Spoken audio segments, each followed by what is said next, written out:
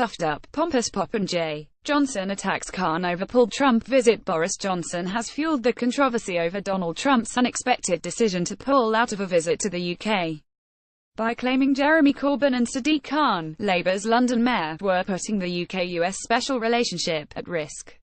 Suggestions have been made that the US president pulled out of his visit to open the new American embassy in London's Nine Elms near Vauxhall next month because of the prospect of mass protests, raising doubts that the planned four-day state visit will ever go ahead. After Mr. Trump took to Twitter at 4:57 a.m. on Friday to confirm his visit cancellation, Mr. Khan welcomed the news, saying the president had got the message from the many Londoners who love and admire America and Americans but find his policies and actions the polar opposite of our city's values of inclusion, diversity and tolerance.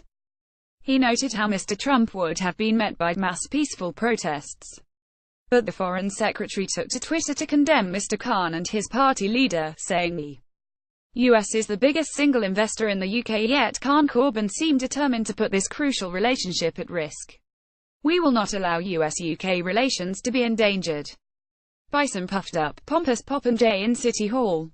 Downing Street was unable to say whether Mr. Johnson was speaking for the government, stressing how it was not aware of the circumstances of the tweet. Asked if Theresa May felt Mr. Khan's comments damaged the special relationship, her deputy spokesman said, "No. The US and UK are strong, resilient partners and allies. We do more together than any other two countries in the world."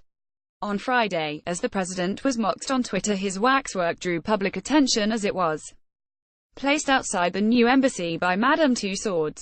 In his tweet, Mr. Trump said, "Reason I cancelled my trip to London is that I am not a big fan of the Obama administration having sold perhaps the best located and finest embassy in London for peanuts, only to build a new one in an off-location for $1.2 billion.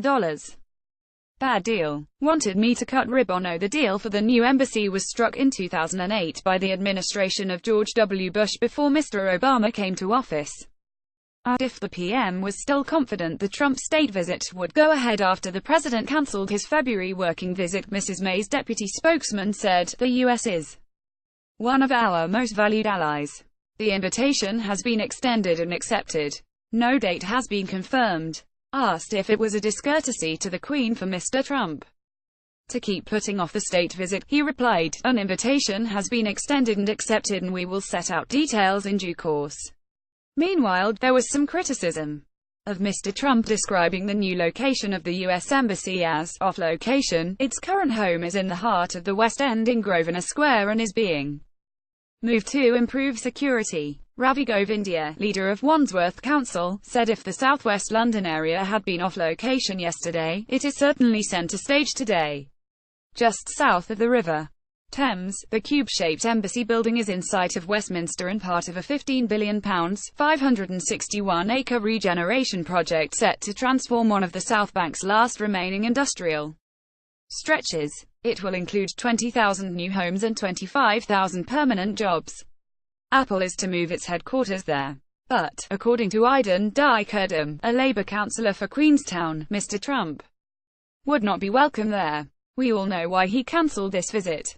He cancelled this visit because he knew there would be mass demonstrations if he dared to come to the opening. He is not welcome in London and he certainly isn't welcome in Queenstown," he said.